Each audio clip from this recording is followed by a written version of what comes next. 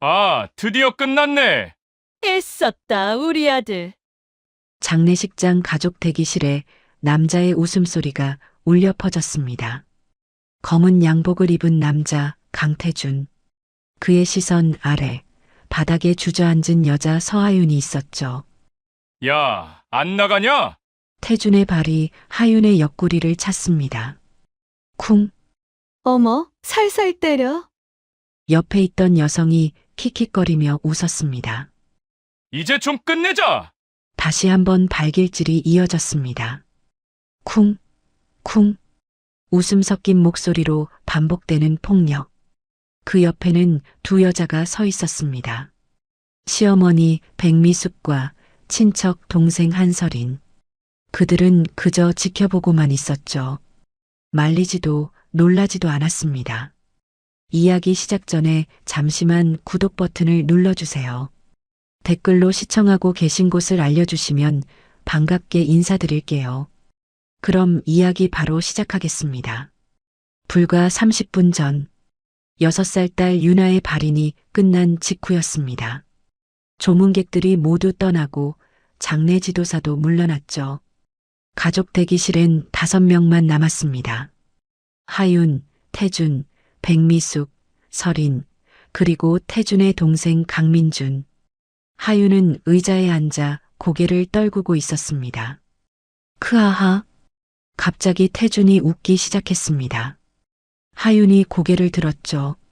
남편이 두 손으로 얼굴을 감싸고 웃고 있었습니다. 당신 왜 그래요? 하윤이 조심스럽게 물었습니다. 태준은 대답 대신 웃음을 멈추지 않았죠. 백미숙은 아들을 바라보며 입술을 다물었습니다. 설이는 태준의 팔을 살짝 잡았습니다. 오빠. 태준은 그 손을 뿌리치지 않았습니다. 하윤의 눈이 그 손을 향했죠. 설인의 손이 태준의 팔에 자연스럽게 올려져 있었습니다. 마치 연인처럼. 뭐지? 아, 드디어 끝났네. 태준이 웃음을 멈추고 말했습니다. 이제 좀 끝내자. 그리고 하윤을 향해 다가왔죠. 당신 무슨 소리? 하윤이 일어서려는 순간. 쿵. 태준의 발이 하윤의 옆구리를 찼습니다. 으윽. 하윤이 바닥에 쓰러졌죠. 끝. 이제 끝이라고. 태준이 다시 웃으며 발을 휘둘렀습니다. 쿵, 쿵. 당신 미쳤어요. 하윤이 비명을 질렀지만 태준은 멈추지 않았습니다. 미쳤다고? 나, 크아. 그는 오히려 더 세게 찼죠. 하윤은 몸을 웅크린 채 바닥을 기었습니다. 어머님, 말려주세요. 하윤이 시어머니를 향해 손을 뻗었습니다. 하지만 백미숙은 팔짱을 낀 채 내려다볼 뿐이었죠. 이제 정리할 건 정리해야지. 차갑고 낮은 목소리였습니다. 하윤의 손이 허공에서 떨어졌죠. 시어머니의 눈빛엔 연민도 미안함도 없었습니다. 오빠 그만해요. 사람들 올 수도 있어요. 설인이 태준을 말렸습니다. 태준은 헛웃음을 흘리며 발을 걷었죠. 그래, 내 말이 맞아.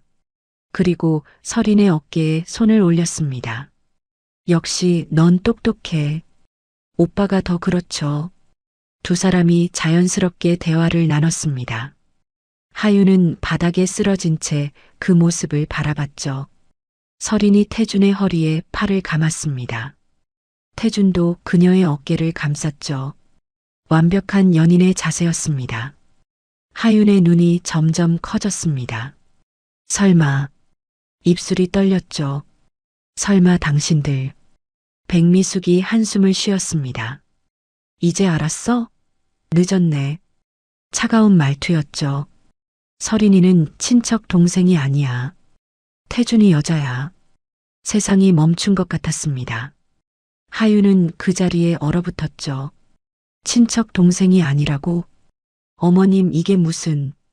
태준이는 내가 싫대. 오래전부터. 백미숙이 무심하게 말했습니다. 설인이가 훨씬 낫더라고. 똑똑하고 예의 바르고 돈도 잘 쓰고. 하윤의 입에서 웃음이 새어나왔죠. 기가 막혀서 나온 웃음이었습니다. 그래서 유나 장례식 날 이러시는 거예요? 장례 끝났잖아. 이제 정리할 때 됐지. 백미숙의 목소리는 끝까지 차가웠습니다. 태준이 설인의 손을 잡고 문 쪽으로 걸어갔죠. 엄마, 우리 먼저 갈게요. 설인이 피곤해 보여. 그래, 가. 조심히 가고. 네, 어머니. 안녕히 계세요. 설인이 공손하게 인사했습니다. 마치 며느리처럼. 하윤은 그 모습을 멍하니 바라봤습니다. 문이 닫혔죠. 대기실에는 백미숙과 하윤, 그리고 구석에 민준만 남았습니다. 백미숙이 가방을 들고 일어났습니다. 넌 오늘 집에 오지 마. 태준이가 싫어할 거야. 제 집인데요. 지? 그게 내 집이야? 백미숙이 코웃음을 쳤습니다. 전부 태준이 명의야. 내 이름으로 된 건 아무것도 없어. 하윤은 대답할 수 없었습니다. 내가 어디 가서 살든 이제 우리랑 상관없어. 백미숙이 문을 열었죠. 아, 민준아. 너도 가자. 네, 어머니. 민준이 고개를 숙이며 일어났습니다. 그는 하윤을 한번 쳐다봤지만 아무 말도 하지 않았죠. 문이 닫혔습니다. 대기실에는 하윤만 남았습니다.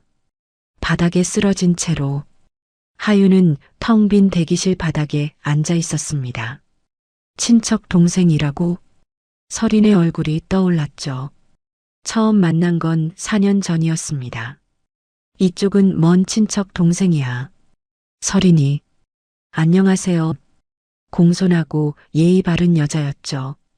태준의 말대로 설인은 자주 집에 들렀습니다. 명절 때면 어김없이 나타났죠. 이거 드셔보세요. 비싼 과일 선물을 들고 왔습니다. 어머니, 이거 어머니 잘 어울리실 것 같아서요. 백미숙에게는 명품 스카프를 선물했죠. 우와, 설인아. 넌 참 센스가 좋구나. 시어머니는 환하게 웃었습니다. 하윤에게는 한 번도 보여주지 않던 표정이었죠. 유나가 아팠을 때도 설이는 병원에 왔습니다. 제가 뭐 도와드릴까요? 괜찮아요. 와줘서 고마워요. 설이는 병실을 오가며 챙겼습니다. 태준과 함께 커피를 사오기도 했죠. 착한 동생이야.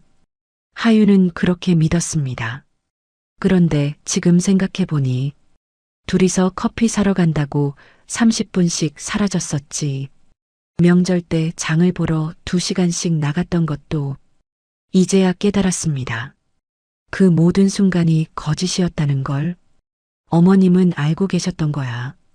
시어머니의 태도가 떠올랐습니다. 설인이는 언제 봐도 예쁘고 똑똑해. 하윤이 너도 설인이 좀 배워. 비교당하는 게 일상이었죠. 설인이는 옷도 잘 입고 화장도 예쁘게 하던데 하윤은 전업주부였습니다. 유나를 돌보느라 자신을 꾸밀 여유가 없었죠. 핑계 대지 마. 설인이는 일도 하면서 저렇게 잘하잖아. 백미숙은 늘 설인 편이었습니다. 처음부터 나를 내쫓을 생각이었던 거야. 하윤은 쓴웃음을 지었습니다. 바닥에 앉은 채 주변을 둘러봤죠. 아무것도 없었습니다. 핸드폰과 지갑만 주머니에 있었죠. 친정은 일찍 부모님을 여의었습니다. 친구라고 부를 사람도 없었죠. 결혼 후 시댁 요구대로 관계를 정리했으니까요. 며느리가 친구들이랑 놀러 다니면 보기 안 좋아. 백미숙의 말에 따랐습니다. 모든 걸 포기하고 시댁에 맞춰 살았죠. 그 결과가 이것이었습니다. 하윤은 천천히 몸을 일으켰습니다. 울 시간은 없어. 눈물은 이미 다 말랐습니다. 유나를 보내며 울 수 있는 눈물은 모두 흘렸죠. 살아남는 것. 하윤은 대기실 문을 열고 나갔습니다. 장례식장 복도는 조용했죠. 밤 11시가 넘었습니다. 정문 밖으로 나가자 차가운 바람이 얼굴을 스쳤습니다. 어디로 가지? 갈 곳이 없었습니다. 집은 태준 명의였고 친정도 없었죠. 통장에 생활비가 조금 남아 있었습니다. 일단 오늘 밤은 해결하자. 하유는 가까운 모텔을 찾아 들어갔습니다. 하룻밤이요. 5만 원입니다. 카드를 건넸습니다. 방은 작고 낡았습니다. 하지만 상관없었죠. 하유는 침대에 앉았습니다. 창밖 네온 사인이 깜빡이고 있었습니다. 유나야. 딸의 얼굴이 떠올랐습니다. 환하게 웃던 모습. 엄마, 나 오늘 그림 그렸어. 자랑스럽게 보여주던 그림. 유나는 그림을 정말 좋아했습니다. 어린 나이에도 실력이 뛰어났죠. 학교에서 상도 여러 번 받았습니다. 우리 유나 진짜 잘 그린다. 하유는 딸을 안고 웃었습니다. 그때가 가장 행복했던 순간이었죠. 이제 그 순간은 영영 돌아오지 않습니다. 하유는 눈을 감았습니다. 미안해, 유나야.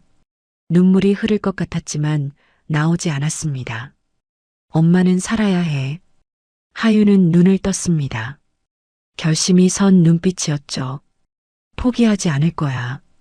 핸드폰을 꺼냈습니다. 통장 잔액을 확인했죠. 200만 원 정도 남아 있었습니다. 한 달은 버틸 수 있어. 그 사이에 일을 구해야 했습니다. 구직 사이트를 열었죠. 경력이 없었습니다. 결혼 전 잠깐 일한 게 전부였죠. 힘들겠지만 할 수 있어. 하유는 화면을 스크롤했습니다. 여러 공고를 살펴봤죠. 하유는 핸드폰을 내려놓았습니다. 침대에 누웠습니다. 천장을 바라봤죠. 내일부터 시작이야. 새로운 삶. 혼자서 살아가야 하는 삶. 하유는 눈을 감았습니다. 잠이 올 것 같지 않았지만 어느새 잠들어 있었습니다. 다음 날 아침 9시. 하유는 모텔을 나섰습니다. 유나의 학교로 향했죠. 교문을 지나 교무실로 들어갔습니다. 서하윤 씨시죠? 기다리고 있었습니다. 미술 선생님이 반갑게 맞아주었습니다. 여기 앉으세요.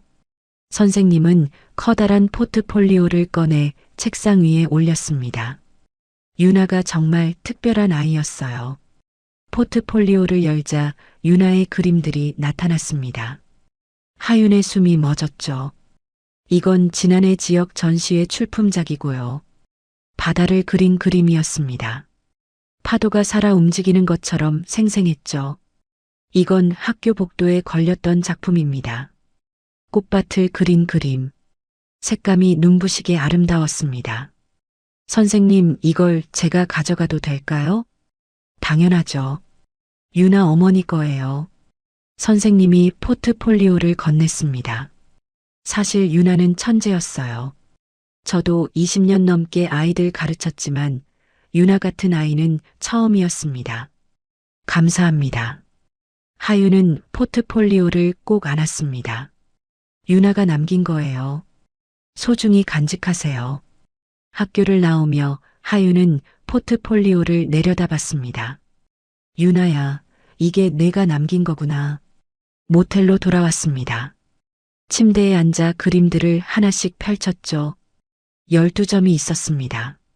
모두 유나의 손길이 느껴지는 작품들이었습니다. 하유는 핸드폰을 꺼냈습니다. 그림 한 점을 사진으로 찍었죠. 이렇게라도 유나를 기억하고 싶어 SNS에 올렸습니다. 우리 딸이 그린 그림입니다. 6살이었어요. 짧은 글과 함께 핸드폰을 내려놓고 다시 그림을 바라봤습니다. 눈물이 났습니다. 이제야 올 수 있었죠. 사흘이 지났습니다.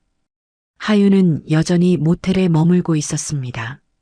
구직 활동을 했지만 쉽지 않았죠. 그날 오후 핸드폰이 울렸습니다. 모르는 국제번호였습니다. 여보세요?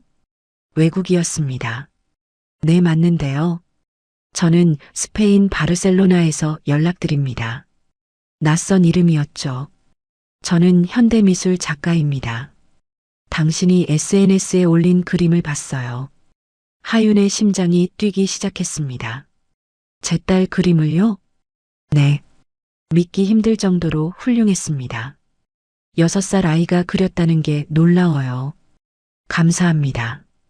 혹시 그림이 더 있나요? 네, 12점 있습니다. 모두 보고 싶습니다. 이메일로 보내주실 수 있나요? 하유는 이메일 주소를 받아 적었습니다. 전화가 끝난 후 황급히 그림들을 사진으로 찍었죠. 12점 모두 이메일로 보냈습니다. 이게 뭐지? 현실감이 없었습니다. 다음 날 아침 다시 전화가 왔습니다. 그림들 잘 봤습니다. 스페인 작가의 목소리는 흥분되어 있었습니다. 제안이 있습니다. 제가 당신 딸의 작품을 기반으로 새로운 프로젝트를 하고 싶어요. 프로젝트요? 네. 저는 어린이의 순수한 시선을 재해석하는 작업을 해왔습니다. 유나의 그림은 완벽해요. 하유는 말을 잇지 못했습니다. 단순히 그림을 사는 게 아닙니다. 유나의 이름으로 전시회를 열고 제가 재해석한 작품과 함께 전시할 생각이야. 그게 가능한가요? 물론입니다. 그리고 수익은 5대5로 나눕니다. 유나의 유족인 당신에게 50%, 저에게 50%. 하윤의 머리가 복잡해졌습니다. 생각할 시간을 드릴게요. 하지만 이건 분명히 말씀드립니다. 이 프로젝트는 성공할 겁니다. 전화가 끊겼습니다. 하윤은 멍하니 핸드폰을 내려다봤습니다. 이게 진짜일까? 일주일 후 하윤은 카를로스가 보낸 계약서를 받았습니다. 국제 우편으로 도착한 두꺼운 서류였죠. 변호사를 찾아갔습니다. 이 계약서 검토 좀 부탁드립니다. 변호사는 꼼꼼히 읽어 내려갔습니다. 문제 없습니다. 오히려 굉장히 좋은 조건이네요. 정말요? 네. 작품 저작권은 유나 양 이름으로 남고 수익 배분도 공정합니다. 게다가 선급금도 있네요. 선급금이요? 네. 계약금으로 5천만 원을 먼저 주겠다고 되어 있습니다. 하윤의 눈이 커졌습니다. 5천만 원이요? 네. 그리고 전시의 수익은 별도입니다. 유럽에서 전시하면 금액이 상당할 겁니다. 하윤은 계약서를 다시 바라봤습니다. 유나야, 내가 이런 선물을 남긴 거니? 눈물이 났지만 이번엔 슬픔이 아니었습니다. 계약하시겠어요? 변호사가 물었습니다. 네, 하겠습니다. 이틀 후 하윤은 계약서에 서명해 스페인으로 보냈습니다. 그리고 일주일 뒤 통장에 5천만 원이 입금되었습니다. 하윤은 핸드폰 화면을 믿을 수 없다는 듯 바라봤습니다. 이게 진짜야? 손이 떨렸습니다. 평생 본 적 없는 금액이었죠. 카를로스에게서 이메일이 왔습니다. 계약금 확인하셨죠? 곧 작업에 들어갑니다. 내년 봄 바르셀로나에서 전시회를 열 겁니다. 기대하세요. 하윤은 이메일을 읽고 또 읽었습니다. 유나의 그림이 세계에 알려지는 거야. 가슴이 뜨거워졌습니다. 모텔을 나와 작은 원룸을 구했습니다. 보증금 1,000만 원, 월세 50만 원. 깨끗하고 햇볕이 잘 드는 곳이었죠.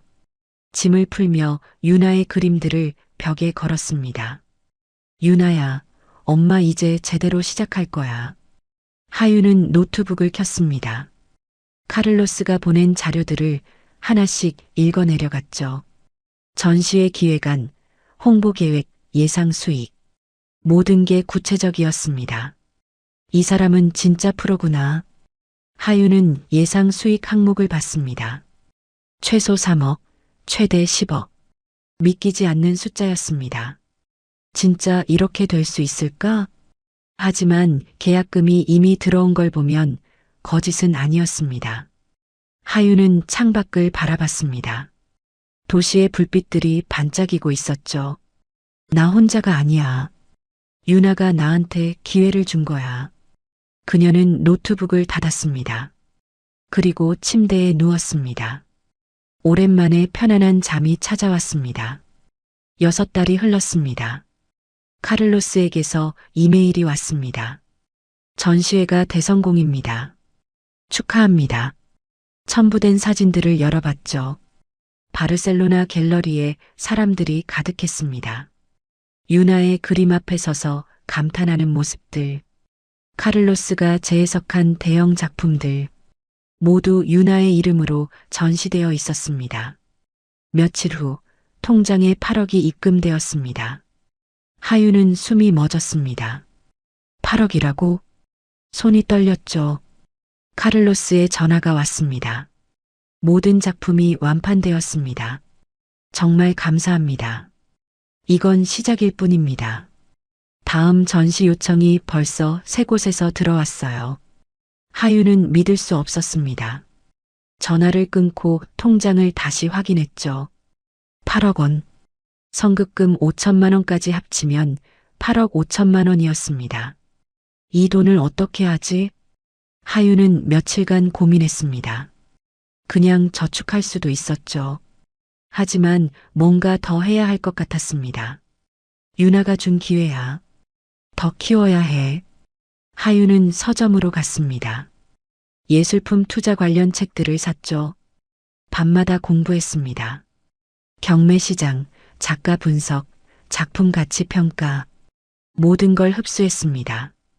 한 달 후, 하유는 서울 강남의 유명 경매장을 찾았습니다. 입구에서 잠시 멈칫했죠. 내가 여기 와도 되는 걸까? 하지만 곧 발걸음을 옮겼습니다. 경매장 안은 고급스러웠습니다. 정장을 입은 사람들이 카탈로그를 넘기고 있었죠. 하윤도 카탈로그를 받았습니다. 오늘 경매 품목은 30점. 유명 작가들의 원화였습니다. 경매가 시작되었습니다. 첫 번째 작품, 김환기 작가의 유화입니다. 시작가 2억입니다. 패들이 올라갔습니다. 2억 2천, 2억 5천, 가격이 빠르게 올랐죠. 3억? 낙찰되었습니다. 하유는 숨죽이며 지켜봤습니다. 저렇게 순식간에 오르는구나. 5번째 작품이 나왔습니다. 이중섭 작가의 드로잉입니다. 시작가 5천만 원. 하윤의 눈이 빛났습니다. 카탈로그에서 본 작품이었죠. 희소성이 높고 가치 상승 가능성이 큰 작품. 이거다. 하윤은 패드를 들었습니다. 5천만 원, 6천만 원. 다른 사람이 불렀습니다. 하윤은 다시 들었습니다. 7천만 원, 8천만 원. 심장이 빠르게 뛰었습니다. 포기하면 안 돼. 1억. 하윤이 외쳤습니다. 경매장이 잠시 조용해졌죠. 1억 한 번, 2번, 낙찰. 하윤의 첫 작품이었습니다. 그날 하윤은 3점을 더 낙찰받았습니다. 총 4억을 썼죠. 1년이 지났습니다. 하윤이 구입한 작품들의 가치가 올랐습니다. 이중섭 드로잉은 3억이 되었죠. 다른 작품들도 2배 이상 올랐습니다. 하윤은 일부를 다시 경매에 내놓았습니다. 10억이 들어왔습니다. 그 돈으로 더 좋은 작품들을 샀습니다. 유명 해외 작가들의 작품, 재해석 판권, 희소 작품들, 경매장의 단골이 되었습니다. 서하윤 씨, 오늘도 오셨네요. 경매 관계자들이 알아봤습니다. 안목이 정말 뛰어나세요. 고르시는 작품마다 가격이 오르더라고요. 하윤은 겸손하게 웃었습니다. 하지만 속으로는 확신이 있었죠. 나는 할 수 있어. 2년 차 하윤의 자산은 50억을 넘었습니다. 회계사를 고용했습니다. 모든 자산을 제 개인 명의로 관리하고 싶습니다. 당연히 그래야죠. 법인으로 하시겠습니까? 아니요. 개인으로요. 알겠습니다. 변호사도 선임했습니다. 혹시 모를 법적 문제에 대비하고 싶습니다. 현명하신 선택입니다. 하윤은 철저했습니다. 모든 계약서를 검토받았고 모든 거래를 문서로 남겼죠.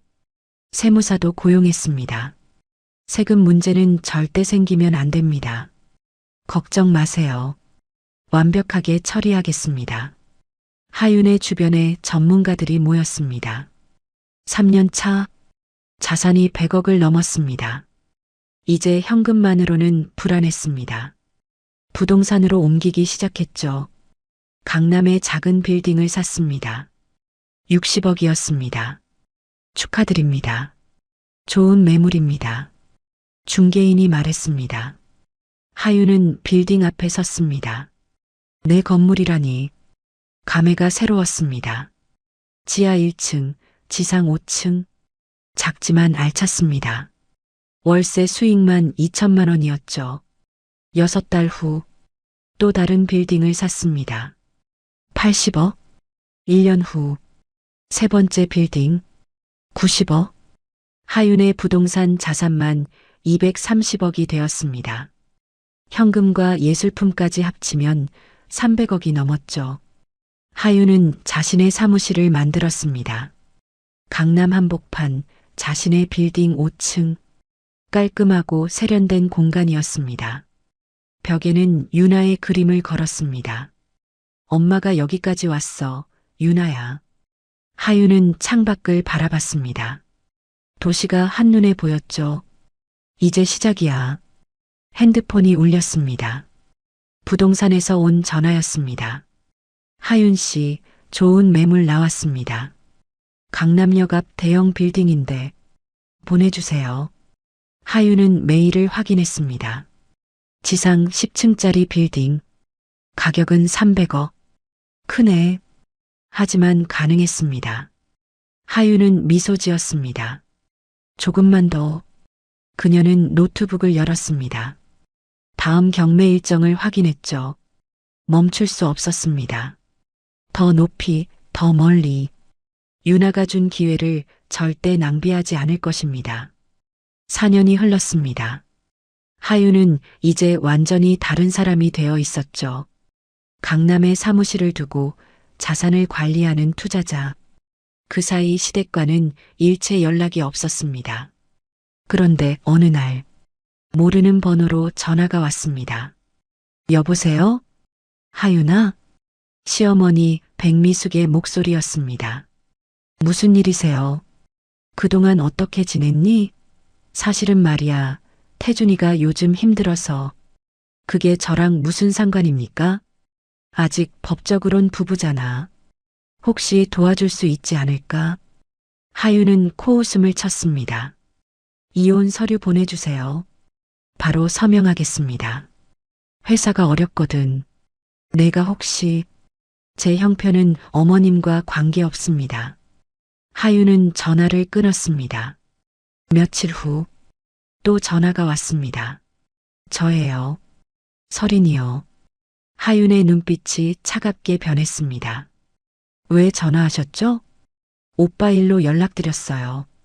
회사 사정이 안 좋아서 좀 도와주시면. 제가 왜 도와줘야 하죠? 그래도 정 떼놓고 사는 사이는 아니잖아요. 4년 전 장례식장 기억나세요? 그때 당신들이 뭘 했는지. 하윤의 목소리는 얼음장이었습니다. 다시는 전화하지 마세요. 전화를 끊고 변호사에게 연락했습니다. 이혼 소송 진행하겠습니다. 며칠 후 변호사 사무실. 남편분 회사 상황을 조사해 봤습니다. 부채가 상당하고 현금 흐름도 막혔습니다. 변호사가 서류를 건넸죠. 그리고 내연녀 한설인 씨, 원래 부동산 중개업을 했던 사람입니다. 하윤의 눈빛이 날카로워졌습니다. 과거의 유부남을 상대로 재산을 뜯어낸 전력이 있습니다. 서류에 설인의 과거 기록이 적혀 있었죠. 이혼 소송 3건. 모두 남자 재산을 나눠 가져간 케이스였습니다. 계획적으로 접근한 거네요. 맞습니다. 남편분의 집과 재산이 목표였을 겁니다. 그런데 남편 명의 재산은요? 현재는 거의 없습니다. 회사 부채 때문에 대부분 담보로 잡혀 있고 집도 은행 근저당입니다. 하유는 피식 웃었습니다. 노린 건 이미 없는 거네. 이혼 소송 빨리 진행하세요. 일주일 후 태준에게서 전화가 왔죠. 하윤아, 나야. 이혼 소송이 뭐야? 4년 전에 이미 끝났잖아요. 내가 요즘 좀 힘들어서 내가 혹시 도와줄 수 있을까? 4년 전에 저를 어떻게 대했는지 기억하세요? 그건 내가 잘못했어. 이제 와서 잘못했다고요? 하윤의 목소리는 차갑게 식었습니다. 당신 일은 제가 모릅니다. 이혼 서류에 서명하세요. 전화를 끊었습니다. 다음 날 변호사 연락. 남편 측에서 재산 분할 요구했습니다. 제 재산은 남편과 무관합니다.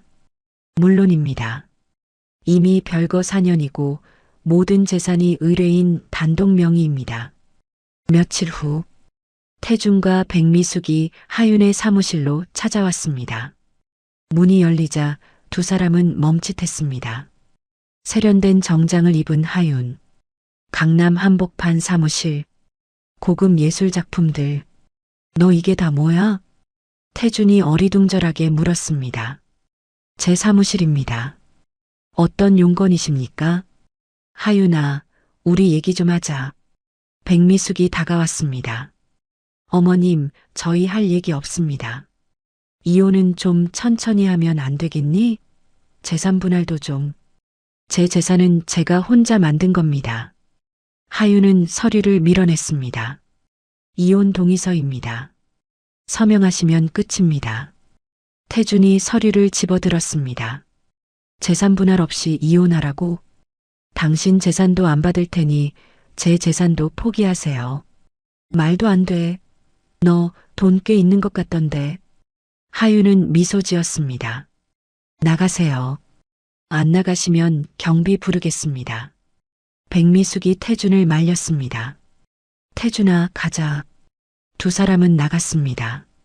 문이 닫히고 하윤은 깊게 숨을 내쉬었습니다. 이제 정말 끝이야.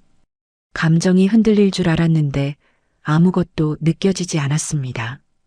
변호사에게 전화했습니다. 소송 강하게 밀어붙이세요. 하윤은 창밖을 바라봤습니다. 나는 법과 돈으로만 싸울 거야. 더 이상 감정은 없었습니다.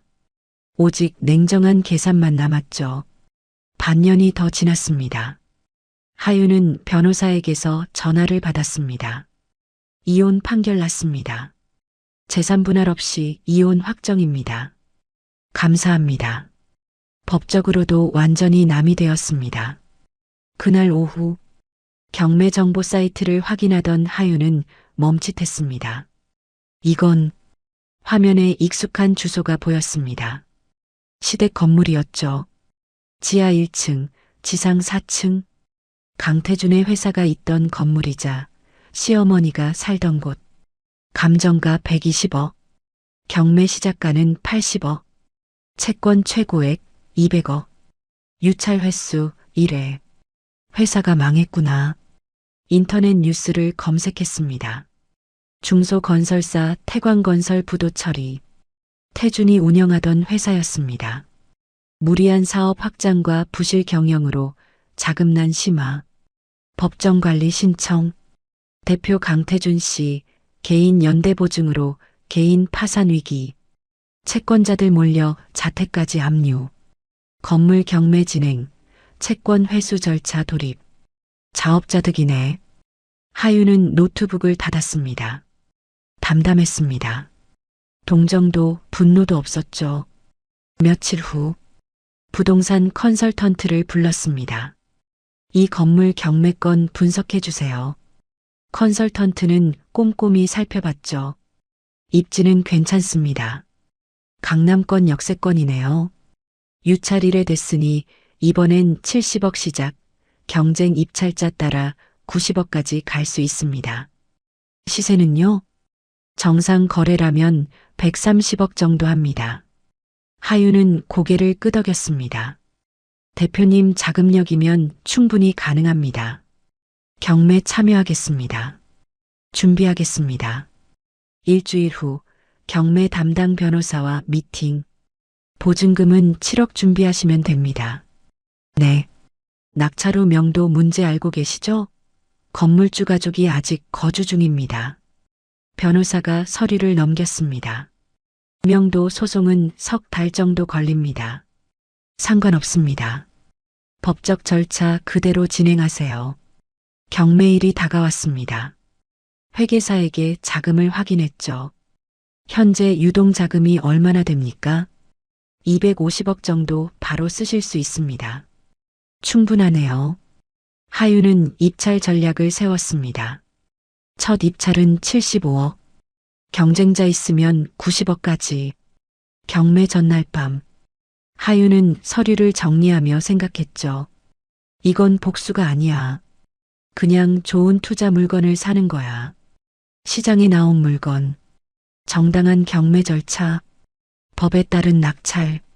감정은 빼자. 다음 날 아침. 하유는 정장을 차려입고 경매장으로 향했습니다. 법원 경매 법정. 사람들이 꽤 많았죠. 하유는 입찰표를 받아 자리에 앉았습니다. 경매가 시작되었습니다.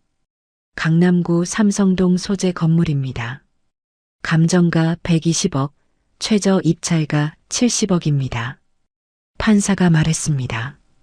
입찰 시작하겠습니다. 하유는 입찰표에 금액을 적었습니다. 75억. 봉투에 넣어 제출했죠. 개봉하겠습니다. 70억, 72억, 75억, 78억. 가장 높은 금액이었습니다. 하윤이 아니었죠. 78억의 낙찰 예정입니다. 이해 있으신 분? 하윤은 손을 들었습니다. 재입찰 신청합니다. 다시 입찰이 진행되었습니다. 하윤은 이번엔 더 높은 금액을 적었습니다. 85억. 제출했죠. 개봉합니다. 80억, 83억, 85억. 하윤의 금액이 최고가였습니다. 85억. 최고가입니다. 이해 있으신 분? 아무도 손을 들지 않았습니다. 낙찰. 판사가 선언했습니다. 하윤의 심장이 쿵 소리를 냈습니다. 됐다. 경매가 끝나고 밖으로 나왔습니다. 햇빛이 눈부셨죠. 하윤은 하늘을 올려다봤습니다. 유나야, 엄마가 해냈어. 변호사가 다가왔습니다. 축하드립니다. 좋은 투자입니다. 감사합니다. 잔금 납부는 한 달 안에 하시면 됩니다. 그렇게 하겠습니다. 하윤은 차에 올라탔습니다. 운전하며 생각했죠. 이제 시작이야. 한 달 후 잔금을 치르고 명도 소송을 진행하면 그 건물은 완전히 하윤의 것이 됩니다. 법대로 절차대로. 하윤은 미소 지었습니다. 이것은 복수가 아니었습니다. 시장의 원리였죠. 파산한 회사의 건물이 경매로 나왔고 그걸 정당하게 낙찰받았을 뿐. 이제 그 사람들한테 통보되겠지. 시어머니와 태준. 곧 알게 될 것입니다. 자신들이 살던 건물의 새 주인이 누군지. 하윤은 핸들을 꽉 잡았습니다. 준비는 끝났어. 하윤은 잔금을 모두 치렀습니다. 건물은 완전히 하윤의 소유가 되었죠. 명도 소송도 승소했습니다. 법원은 강태준과 백미숙에게 건물을 비우라고 명령했습니다. 한 달의 유예 기간이 주어졌죠. 하지만 그들은 나가지 않았습니다. 변호사가 전화했습니다. 명도 집행일이 확정되었습니다. 다음 주 화요일 오전 10시입니다. 제가 직접 가겠습니다. 꼭 오실 필요는 없습니다. 집행관이 알아서. 괜찮습니다. 가겠습니다. 명도 집행일 아침. 하윤은 검은색 정장을 입었습니다. 머리를 단정하게 묶었죠. 거울을 보며 심호흡했습니다. 침착하게. 강남 삼성동 건물 앞. 집행관들이 이미 도착해 있었습니다. 변호사도 와 있었죠. 대표님 오셨습니까? 네. 하윤은 건물을 올려다봤습니다. 5년 만에 보는 곳이었습니다. 들어가시죠. 1층 로비로 들어갔습니다. 엘리베이터를 타고 4층으로 올라갔죠. 복도 끝 4층 전체가 주거 공간이었습니다. 집행관이 초인종을 눌렀습니다. 딩동. 반응이 없었습니다. 다시 눌렀죠. 딩동. 딩동.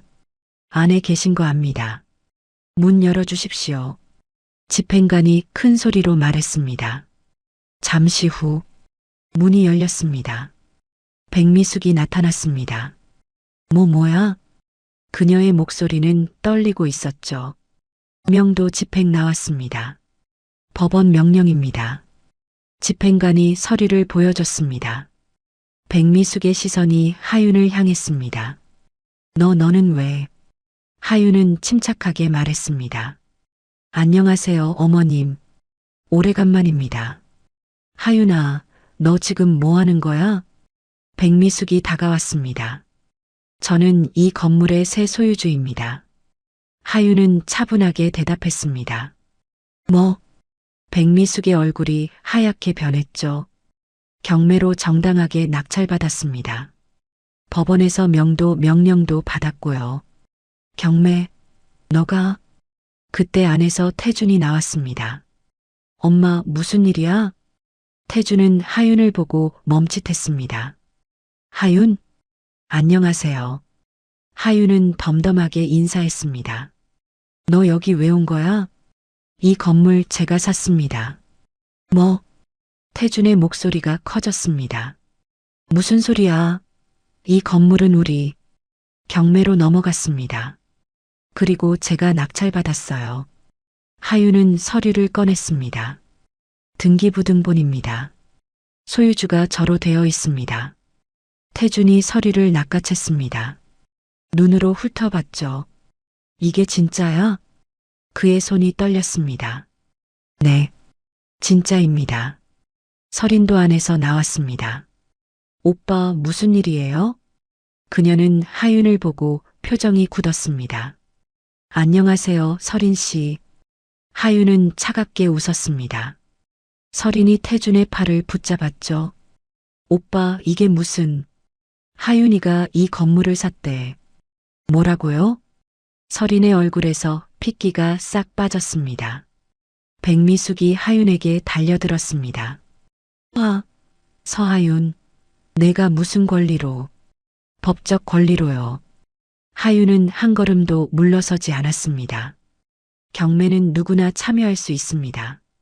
저도 참여했고 낙찰받았어요. 이게 복수야? 내가 우릴 쫓아내려고? 백미숙이 소리쳤습니다. 복수요?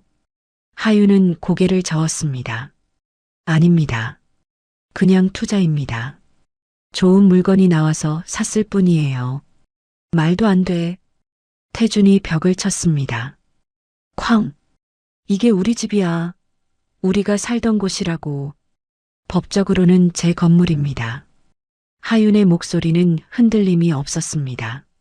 채무 때문에 경매로 넘어갔고 저는 정당한 절차를 밟았습니다. 집행관이 앞으로 나섰습니다. 이제 짐 정리하시고 나가셔야 합니다. 잠깐만. 태준이 집행관을 막았습니다. 시간 좀 주세요. 갈 곳을 찾아야. 이미 한 달 유예기간 드렸습니다. 집행관이 차갑게 말했습니다. 법원 명령입니다. 지금 당장 나가셔야 합니다. 제발. 태준이 하윤을 바라봤습니다. 하윤아, 우리 얘기 좀 하자. 제발. 하윤은 그를 똑바로 봤습니다. 5년 전 장례식장 기억하세요? 태준이 입을 다물었습니다. 그때 당신이 한 말, 한 행동 기억하세요? 그건 저는 그날 모든 걸 잃었습니다. 딸도 가족도 집도. 하윤의 목소리는 차분했지만 단단했습니다. 이제 저는 법대로 제 권리를 행사하는 겁니다. 서린이 하윤에게 다가왔습니다. 제발 한 번만. 서린 씨. 하윤이 그녀를 막았습니다. 당신이 누군지 다 알아요. 과거에 뭘 했는지도. 서린의 얼굴이 창백해졌죠. 부동산 중개업자로 유부남들한테 접근해서 재산 뜯어낸 것, 이혼 소송 3건 모두 조사했습니다. 그건 이번에도 태준 씨 재산이 목표였죠? 그런데 이미 다 날아갔네요. 하유는 차갑게 웃었습니다. 서리는 아무 말도 할 수 없었습니다. 백미숙이 주저앉았습니다. 우리 어떻게 갈 데가 없는데. 그건 제가 모를 일입니다. 하유는 집행관을 향해 고개를 끄덕였습니다. 진행하세요. 집행관들이 안으로 들어갔습니다. 짐을 정리하기 시작했죠. 태준과 백미숙, 서리는 멍하니 서 있었습니다. 하유는 그들을 지나쳐 창가로 걸어갔습니다. 밖을 내려다봤죠. 강남의 거리가 보였습니다. 유나야, 엄마 여기까지 왔어. 2시간 후, 건물은 완전히 비워졌습니다. 태준 가족의 짐들이 로비에 쌓여 있었죠. 백미숙은 바닥에 주저앉아 울고 있었습니다. 태준은 멍한 표정으로 벽에 기대 있었죠. 서리는 어디론가 전화를 걸고 있었습니다. 하유는 그들을 지나쳐 밖으로 나왔습니다. 뒤돌아보지 않았죠. 변호사가 따라왔습니다. 수고하셨습니다, 대표님. 감사합니다. 하유는 차에 올랐습니다. 시동을 걸었죠. 백미러로 건물을 한번 봤습니다. 이제 끝이야. 복수가 아니었습니다. 정의였죠. 법대로, 절차대로. 아무도 탓할 수 없었습니다. 하유는 엑셀을 밟았습니다. 차는 조용히 출발했습니다. 3년이 더 흘렀습니다. 하윤의 예술 투자는 계속 성공했습니다. 카를로스와의 협업은 전 세계로 확장되었죠. 유나의 이름은 세계적인 예술 프로젝트가 되었습니다. 매년 수십억의 수익이 들어왔죠. 하윤은 그 돈을 다시 투자했습니다. 예술품, 부동산, 안정적인 자산. 어느 날 회계사가 보고서를 들고 왔습니다. 대표님, 올해 결산 나왔습니다. 총 자산이 얼마죠? 715억입니다. 회계사가 미소 지었습니다. 축하드립니다. 엄청난 성과입니다. 하유는 서류를 받아들었습니다. 숫자들이 빼곡했죠. 700억. 믿기지 않는 금액이었습니다. 10년 전 장례식장 바닥에 쓰러져 있던 자신을 떠올렸습니다. 대표님? 회계사가 물었습니다. 아, 네. 수고하셨습니다. 하유는 서류를 덮었습니다. 회계사가 나가고 하유는 창가로 걸어갔습니다. 자신의 빌딩 20층. 도시가 한눈에 내려다 보였죠.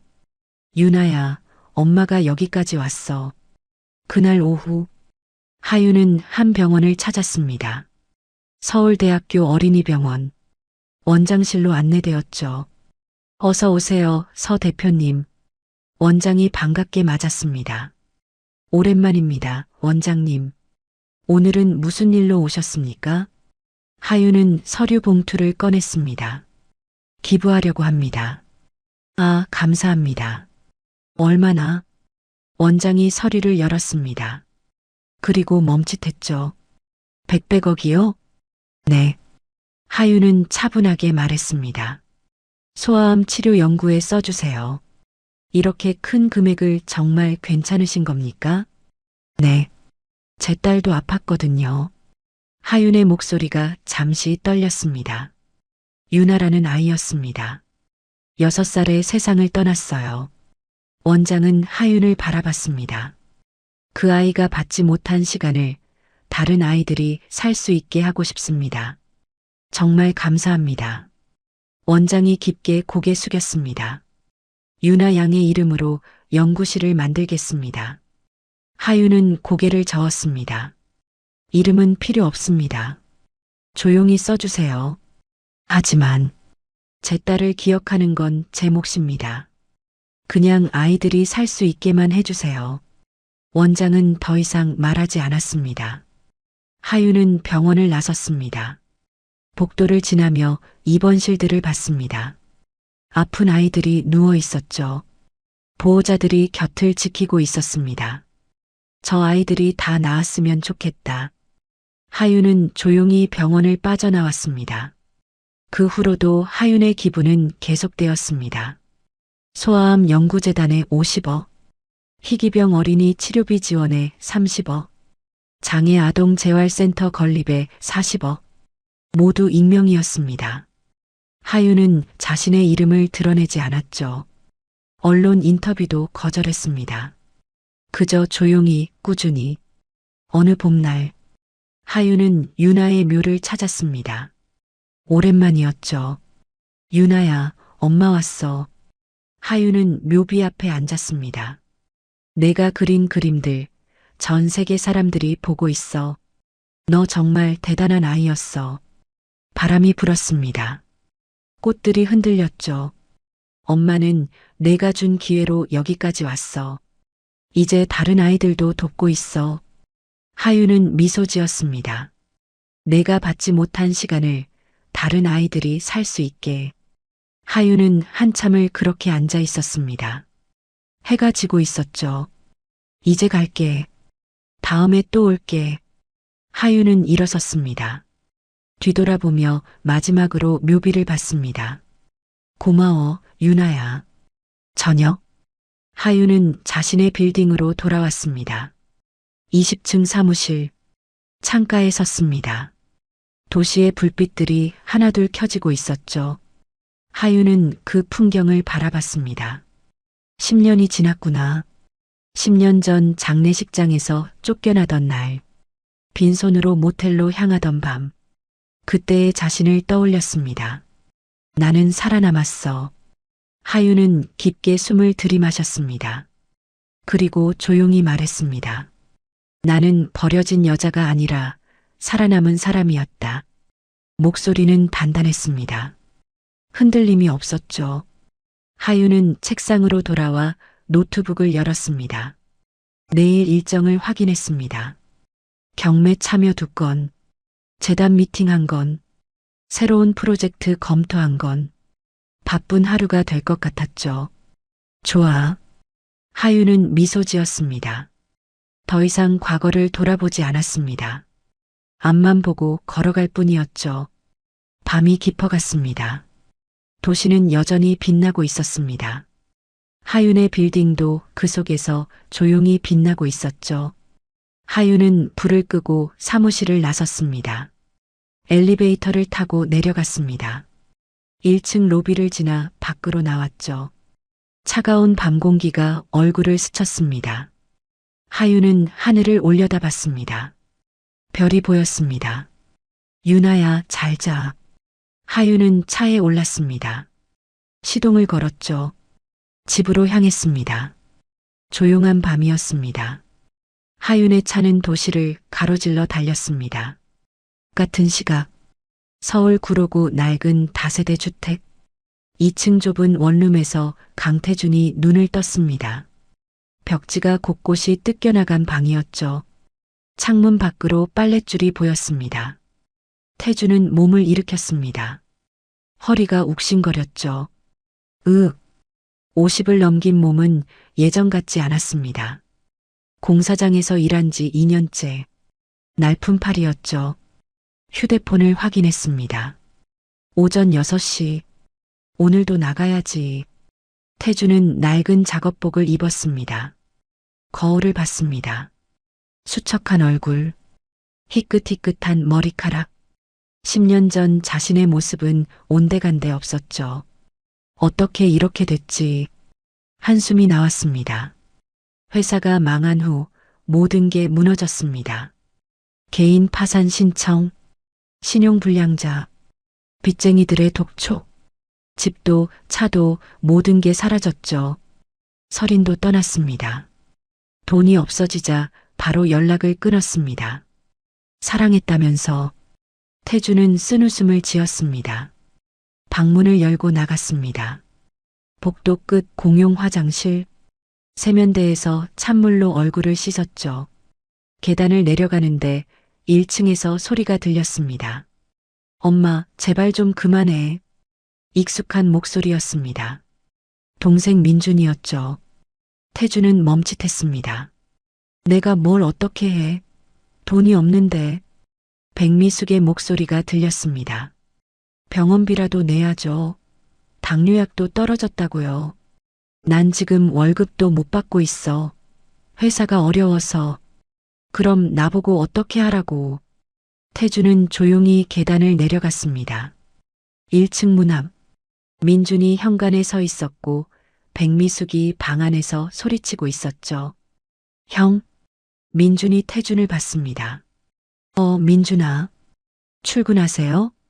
응. 민준의 얼굴은 피곤해 보였습니다. 40대 중반인데 머리가 반백이었죠. 형, 미안한데 이번 달 생활비 좀.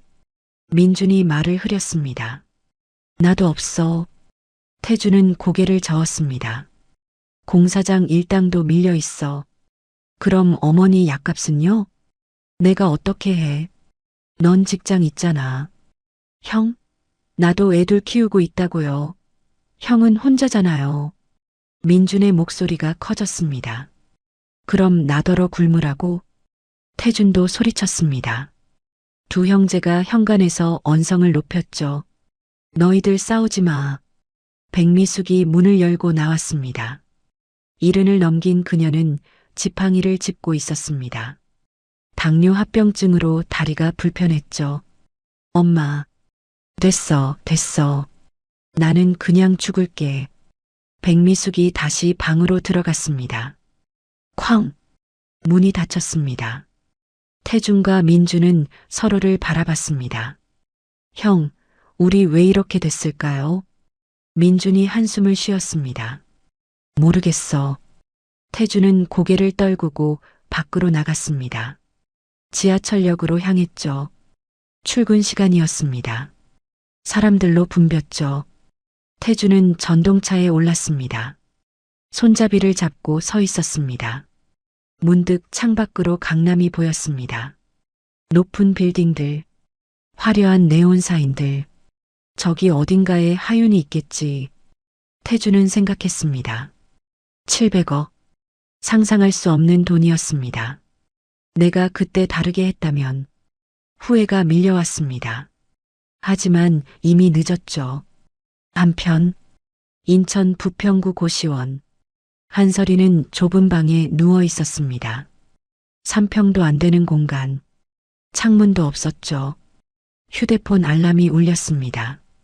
오전 7시. 설이는 알람을 끄고 일어났습니다. 40대 중반. 거울을 봤습니다. 칙칙한 얼굴. 생기 없는 눈빛. 예전의 화려함은 온데간데 없었죠. 어떻게 이렇게 됐지? 설이는 한숨을 쉬었습니다. 태준과 헤어진 후 다른 남자를 찾았습니다. 하지만 이번엔 실패했죠. 상대가 이미 결혼한 사실을 숨기고 있었습니다. 돈도 없었고 설이는 사기 혐의로 고소당할 뻔했습니다. 겨우 합의했지만 평판은 바닥이었죠. 부동산 중개업도 못하게 되었습니다. 이제 설이는 마트 계산대에서 일했습니다. 최저임금, 하루 8시간, 서 있는 게 전부였죠. 설이는 마트 유니폼을 입었습니다. 형광등 초록색 조끼, 한숨이 절로 나왔습니다. 고시원을 나와 지하철을 탔습니다. 출근길이었죠. 전동차 안, 사람들 틈에 서 있었습니다. 스마트폰을 꺼냈습니다. 뉴스를 보다가 멈칫했죠. 익명 기부자, 소아암 재단의 100억 쾌척. 기사 사진에 어린이 병원이 보였습니다. 100억? 설이는 기사를 읽었습니다. 수년간 누적 기부액 200억 원 이상. 익명을 고집하는 거액 기부자. 정체는 미스터리. 설이는 핸드폰을 내렸습니다. 저런 사람도 있구나. 부러웠습니다. 자신과는 너무 다른 세상이었죠. 전동차가 역에 도착했습니다. 설이는 내렸습니다. 마트로 향했죠. 오늘도 버텨야지. 설이는 직원 출입구로 들어갔습니다. 저녁. 태주는 공사장에서 돌아왔습니다. 온몸이 흙투성이었죠. 다세대 주택 계단을 올랐습니다. 1층을 지나며 어머니 방을 봤습니다. 불이 꺼져 있었죠. 주무시나 보다. 태주는 2층으로 올라갔습니다. 방문을 열었습니다. 텅 빈 방, 침대와 작은 책상뿐. 태주는 씻지도 않고 침대에 쓰러졌습니다. 천장을 바라봤죠. 나는 왜 이렇게 살고 있지? 눈물이 날 것 같았지만 나오지 않았습니다. 이미 다 말라버렸으니까요. 태주는 눈을 감았습니다. 내일도 공사장에 나가야 했습니다. 설인도 고시원 방에 돌아왔습니다. 마트 계산 8시간. 발이 퉁퉁 부었죠. 침대에 누웠습니다. 휴대폰을 켰습니다. SNS를 보다가 예전 사진이 떠올랐습니다. 명품 가방 들고 찍은 사진. 고급 레스토랑에서 찍은 사진. 그때가 좋았는데. 설이는 핸드폰을 내려놓았습니다. 눈을 감았습니다. 그들은 알지 못했습니다. 자신들이 버린 여자가 이제는 700억 자산가가 되어 조용히 세상을 바꾸고 있다는 것을, 그리고 그들은 영영 알지 못할 것입니다. 왜냐하면 하윤은 그들을 다시 돌아보지 않았으니까요.